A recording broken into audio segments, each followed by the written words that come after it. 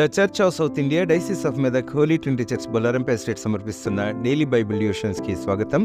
మన కష్టాలలో, మన దుఃఖాలలో, మన వేదనలో, ఆవేదనలో మనల్ని ధైర్యపరిచి ఆదరించే మన ప్రభువును ప్రియరక్షకుడైన యేసుక్రీస్తు వారి అతి శ్రేష్టమైన నామమున ఈనాటి అనుదిన వాక్య ధ్యానాన్ని వీక్షిస్తున్న మన సంఘ సభ్యులకు మరియు ప్రియ ప్రేక్షకులందరికీ మా హృదయపూర్వక ధన్యవాదాన్ని తెలుపుకుంటున్నాం.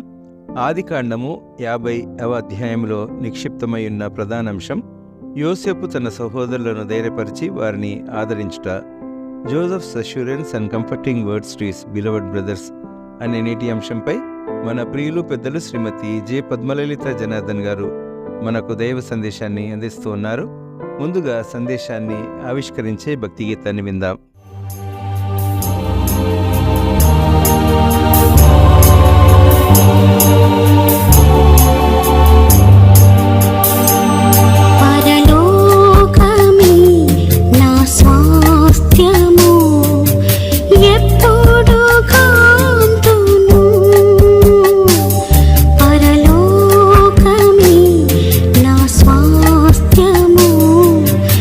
ఎప్పుడు కాంతు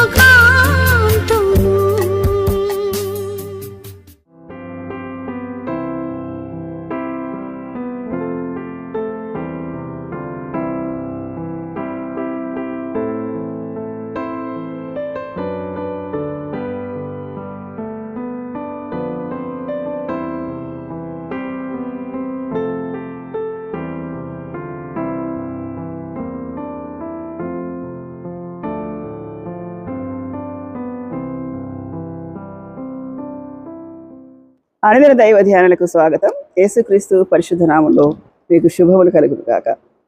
పరిశుద్ధుడా, ప్రేమ నమ్మకం గల ప్రభువా, కృపగల నాయన నీకు వందనాలు. వాక్యాన్ని బోధించి మీరు మహిమ పొందమని, మా జీవితాలను నీకు సమీపంగా చేసుకునే కృప దయచేయమని నజరేయుడైన యేసుక్రీస్తు పరిశుద్ధ నామంలో ప్రార్థన చేసి వేడుకుంటున్నాను పరమ తండ్రి, ఆమేన్. ఆదికాండం 50వ అధ్యాయం 20వ వచనం. మీరు నాకు కీడు చేయని ఉద్దేశించిరి, కానీ నేటి దినములు జరుగుతున్నట్లు అనగా బహు ప్రజలను బ్రతికించినట్లుగా అది మేలుకే దేవుడు ఉద్దేశించను. కాబట్టి భయపడకుడి, నేను మిమ్మును మీ పిల్లల్ని పోషించదనని చెప్పి వారిని ఆదరించి వారితో ప్రేమగా మాట్లాడాను. ఈ మాటలు యోసేపు ఆ తక్కిన సహోదరులతో అంటున్నాడు. ఎప్పుడు సందర్భము నేపథ్యం ఏమిటి అంటే, యాకోబు చనిపోయినాడు. ఈ అన్నదమ్ములకి ఏం భయం అవుతుందంటే, తండ్రి ఉన్నంతసేపు ఒక అండ ఉండింది, ఒక బలం ఉండింది, ఒక బ్రిడ్జ్ ఉండింది, వారధి ఉన్నాడు మన మధ్యలో. మనం చేసిన తప్పు ఒకవేళ ఆయన మనసులో ఉందేమో, ఇంకా మనం అమ్మి వేసినాం కదా, ఆయన నాన్న చనిపోయినాక మనం ఏదైనా పగ తీర్చుకుంటాడేమో అని భయపడుతూ ఉన్నారనమాట. ఇది నేపథ్యం. అయితే అప్పుడేమను అని చెప్తాడంటే, మీరు నన్ను కీడు చేయాలని ఉద్దేశించారు, వీడు చనిపోవాలి, వీరికి కళలు వస్తున్నాయి, ఆ కళల వివరణలు ఇట్లా ఉన్నాయని మీరు చాలా నా మీద పగబట్టి కీడు చేయాలనుకున్నాడు. కానీ మీ ఉద్దేశం దేవుడు మమ్ము చేశాడు. ఏమైందంటే, నాకు మేలే జరిగింది. రోమాపత్రిక 8:28 ఉంటుంది కదా, మన మేలు చేయడానికి ఆ రోమాపత్రిక 8:28 చదువుదాం. చాలా మంచి మాట, అన్ని సమయాలకు అప్లై అయ్యే మాట. రోమాపత్రిక 8వ అధ్యాయం 28వ వచనం నేను చదువుతాను. దేవుని ప్రేమించు వారికి అనగా ఆయన సంకల్పం చొప్పున పిలువబడిన వారికి మేలు కలుగుటకై సమస్తము సమకూడి జరుగుతున్నవని ఎరుగుదును. ఆయన సంకల్పం చొప్పున పిలువబడిన వారికి మేలు కలుగుటకే జరిగింది. యాకోబు, ఈయన యోసేపు జీవితంలో అలాగే జరిగింది. మీరు భయపడుతున్నారు కదా, భయపడకండి, నేను మిమ్మల్నే గాక మీ పిల్లల్ని కూడా పోషిస్తాను. ఎందుకంటే నేను ఉన్న ప్లేస్ అలాంటిది. ఎలాంటిదంటే, ధాన్యం మీద అధికారిగా ఉన్నాను. యోసేపు అతని కుటుంబం వారిను ఐగుప్తులో నివసించింది. యోసేపు 110 సంవత్సరాలు బ్రతికాను. ఇద్దరు కూడా ఈ అధ్యాయంలో చనిపోయినట్టుగా ఉంటుందన్నమాట. ఆదికాండం 3వ అధ్యాయం 35వ అధ్యాయంలో ఏం చేస్తారంటే, వీళ్ళు భయపడతారనమాట. ఆదికాండం 3వ అధ్యాయంలో కీడు కొని తెచ్చుకుంటారు. ఏంటి? మాట వినక ఆదామవ్వ ఆజ్ఞ మీరిన తర్వాత మరణం వస్తుంది. ఆ మరణం అందరికీ సంభవించినట్టుగా ఇక్కడ రాయబడింది. యోసేపు తన తండ్రి శవమును సుగంధ ద్రవ్యాలతో సిద్ధపరిచి ఈజిప్టు నాగరికతతోని ఇవన్నీ చేశాడు. ఈజిప్ట్ వాళ్ళకు చాలా సుగంధ ద్రవ్యాల ప్రీతి. ఆ ఇజ్రాయిల్కి వెళ్తే ఎక్కడ టూరిస్ట్ ఎక్కువసేపు ఆగదు, కానీ ఇక్కడ సుగంధ ద్రవ్యాల దగ్గర, పర్ఫ్యూమ్స్ దగ్గర మాత్రం 5-6 గంటలు ఆగుతుంది. అన్ని పర్ఫ్యూమ్స్ ఉంటాయి. అయితే అక్కడి నాగరికత సుగంధ ద్రవ్యాలతో శవాన్ని అలంకరించడం. యోసేపు తన తండ్రిని చాలా మంచి లాంఛనాలతో సమాధి చేశాడట. యోసేపు తండ్రికి ప్రమాణం చేసినట్టు కనానులో ఉన్న మగ్బాల అనే గుహలో పాతి పెడతాడు. ఫరో అనుమతి తీసుకుంటాడు. బయలుదేరి పెద్ద ఊరేగింపుతో యాకోబు కనాను నుంచి బయలుదేరి అక్కడ పాతి పెడతాడు. ఇది అబ్రహాము వెల ఇచ్చి కొన్న శ్మశాన భూమి.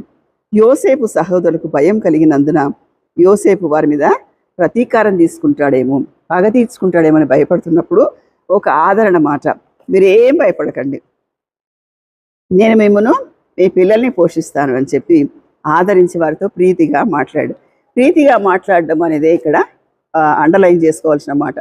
వాళ్ళు చేసిన దానికి, ద్వేషానికి, దోషానికి ఆయన ఏమి కూడా పగ తీసుకోకుండా మిమ్మల్ని కూడా చూస్తానని చెప్తున్నాడు. కానీ ఇక్కడ ఈయన కూడా చనిపోతాడు. యోసేపు తన సహోదరులను చూసి, నేను చనిపోతున్నాను, దేవుడు నిశ్చయంగా మిమ్మల్ని చూడవచ్చి ఈ దేశం నుంచి తాను అబ్రహాం, ఇస్సాకు, యాకోబులతో ప్రమాణం చేసి ఇచ్చిన దేశంలోకి మిమ్మల్ని తీసుకొని పోవును. మరి యోసేపు, దేవుడు నిశ్చయముగా మిమ్మల్ని చూడవచ్చును, అప్పుడు మీరు నా ఎముకలను ఇక్కడ నుంచి తీసుకొని పోవాలని చెప్పి ఇశ్రాయేలు కుమారుల చేత ప్రమాణం చేయించుకొనెను. యోసేపు 110 సంవత్సరంలో వాడే మృతి పొందెను. వారు సుగంధ ద్రవ్యంతో అతని శవమును సిద్ధపరిచి ఐగుప్తు దేశమందు ఒక పెట్టెలో ఉంచిరి.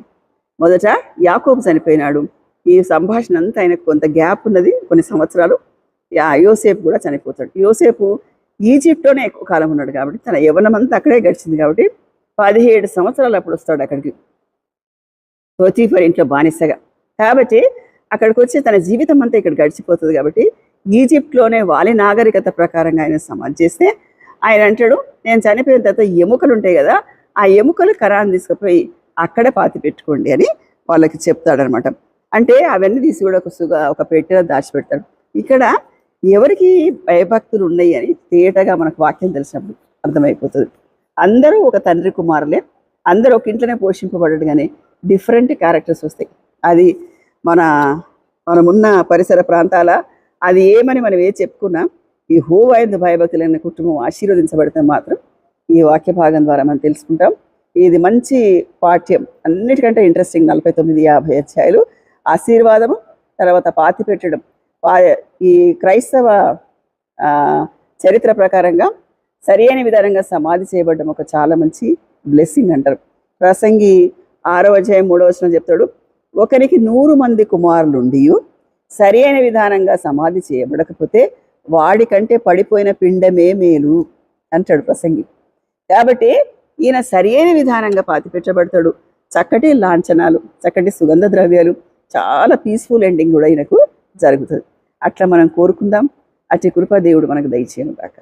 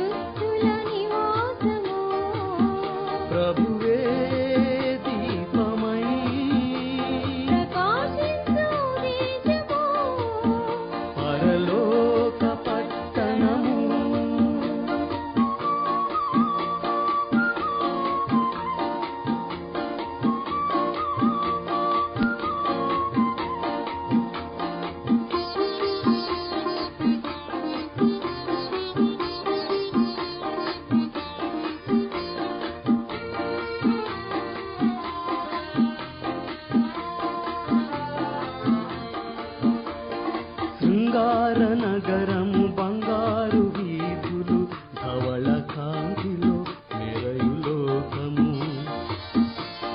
శృంగార నగరము బంగారు వీధులు ధవళ కాంతిలో మెరయు లోకము. తెరుపు తెరుపులు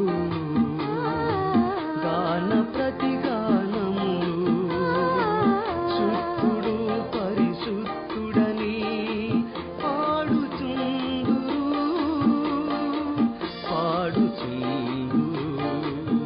పరలోక పట్టణము పరిశుద్ధ